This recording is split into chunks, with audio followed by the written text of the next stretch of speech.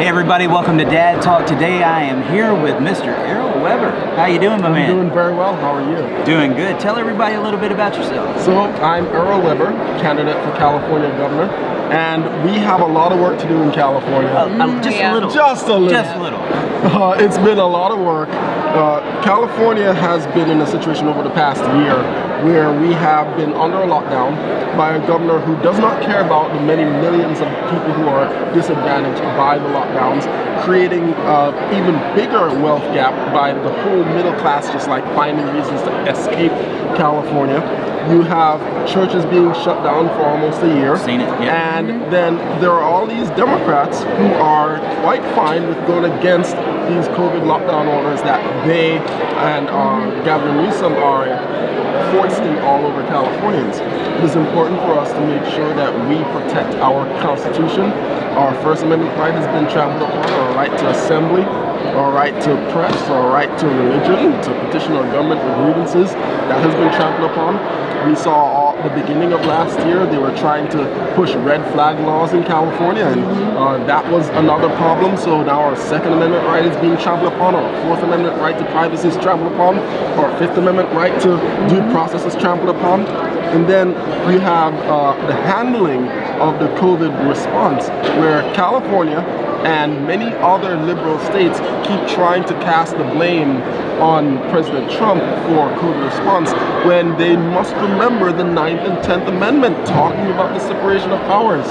And here we have a relief setup that needs to be done by the state, that they just want to absolve themselves of responsibility. And we need to make sure that, hey, our lawmakers, you're responsible for tackling this head on, while also not destroying people's lives and businesses.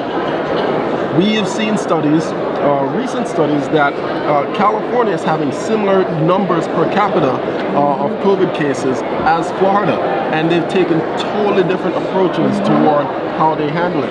Florida is wide open, aside from the occasional mask in this convention center, but California has been under strict lockdown, and they're in a worse case than many other conservative states. So it begs the question of why on earth do they persist with these lockdowns? So we finally had it. There's a recall petition going around, and that ends on March 17th. And if I can plug this really quickly, folks, make sure to go to recallgavin2020.com and if you're in California, and sign the petition, and then go up and down your block and get signatures from all of your neighbors as well.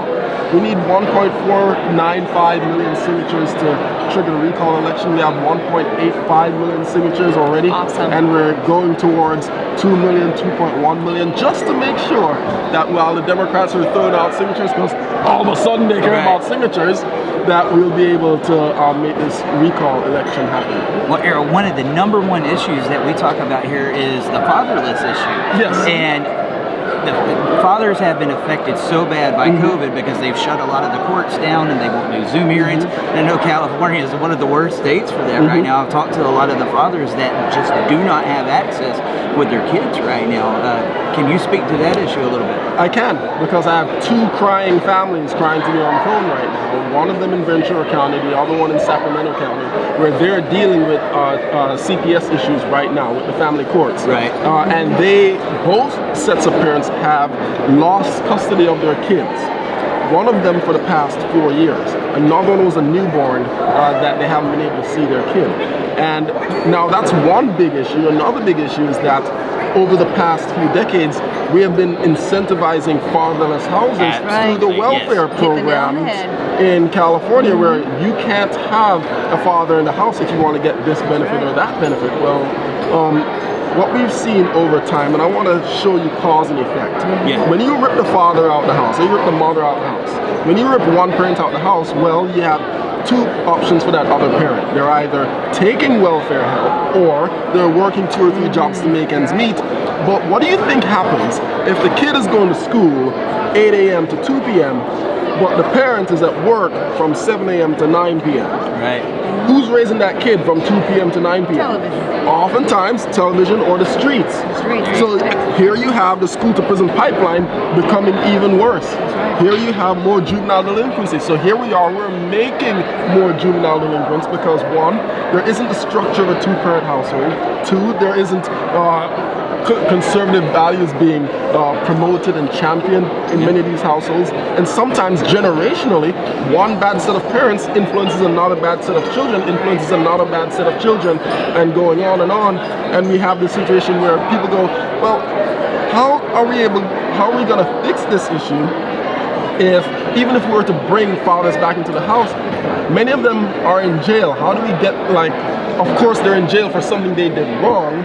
How do we go about fixing that? So what we've been trying to do across the country, we're trying to get what's called a rebuttable presumption of shared parenting. If mom and dad get a divorce, mom and dad have equal rights, and so they don't have to go through the family law courts. The family law courts is really what is hurting these fathers. Some of them are spending hundreds of thousands of dollars, and no matter what they do, they keep coming up on the short end of the stick. We need some type of legislation that protects our boys and men. I mean, divorce is common. Half of our marriages are ending in divorce, and just to give one side custody and this one has to prove themselves, it's a very biased court system right now. It's very outdated. It is, and what you're saying, it's common sense. What you're saying, we know this. There's research studies to back up exactly what you're saying. Why do you think we're having such a hard time with our lawmakers on keeping fathers within the family? Everybody wants to talk about, oh, family's important. They want to talk about equality, but when push comes to shove, when it comes to actually putting pen to paper and drafting legislation, they won't do it. Why do you think that is? A lot of people may find this very inflammatory, but there are instances where our foster care system, for example, is feeding child trafficking. Absolutely, I've heard of it. I was a foster kid. I was. The last numbers I saw was 85% of trafficked children are coming out of the foster care system, which is exacerbated by a failed family court system. Absolutely. That is frightening. Yes. So if you want to get around to solving this issue, one of the things we need to do is we need to work on completely revamping our foster care system, completely revamping our family court system, and I actually have solutions for the foster care system that incentivizes upstanding citizens to become responsible parents. Because think about all the amazing grown-up adults who have their life together, who they are probably married and they have been trying many times and can't have a kid. But we have people in our foster care system, and I've done a little bit of studying on the foster care system. One of the things I learned is that as foster children get older, they become less desirable for foster parents. Definitely. And one of the things we can do is we can find new and different ways to incentivize upstanding citizens who have good backgrounds and want to lead productive lives fostering children to be able to foster children. So let's go back to what you said about the child trafficking on foster care. Why is this not being addressed? Why are lawmakers, they know this, but it's hands-off. It's hands-off with the lawmakers whenever it comes to family court reform. We talk about foster care. You know, there was a legislator in Georgia that was trying to address this, Nancy Schaefer. You know, she apparently committed suicide, shot herself in the back of her head. I'm not sure, but she tried to address this and she ended up dead. So why do you think we're having such a hard time? Do you think our lawmakers know that there's child trafficking going on? Lawmakers know that there's child trafficking going on and they're ignoring it, and it's coming from the top right now. You see, in the last election cycle, I remember President Trump designated upwards of $400 million towards addressing the issue of child trafficking. Joe Biden very recently signed an executive order repealing essentially President Trump's work and his executive order to address child trafficking. So here you have from the highest levels of government, they don't care about child trafficking, and then they are enabled by a trifecta in some states where you have Democrat legislature, a Democrat judicial system, and a Democrat executive branch, kind of like California, where Democrats enable Democrats to be apathetic about the issues affecting people in their states. So, for example, in California, we have many hundreds of thousands of people crossing our border, but we give them benefits. And then we sign SB 54 into law and protect them with sanctuary policies. And then you legislatively handcuff the police and try to redefine how they address criminality and what constitutes the use of deadly force, things of that nature. So when you're handcuffing your police legislatively and you're allowing criminality and you're allowing people to get out of jail early who have committed heinous crimes, and you're staying the death penalty for illegal aliens, for people on death row, well, you are just enabling further criminality to continue. And if you have Governor Newsom, who's quite fine, ruling by executive order, for example, in California, and you have a Democrat supermajority in the state legislature, 75% Democrat supermajority, well, there's nothing to stop them. Right. So until we have accountability in one of the three branches of government, we will continue to see this happening. So, for example, Democrat legislature, Democrat executive branch, Democrat judicial branch, you're just going to see more negativity. Fortunately, on the federal level, we have five decent Supreme Court justices. And that's amazing to have five. Yeah, the sixth one, you know who he is. Yeah, we kind of have 5.5. But we need to make sure that we take control of one additional branch of government in the next election cycle.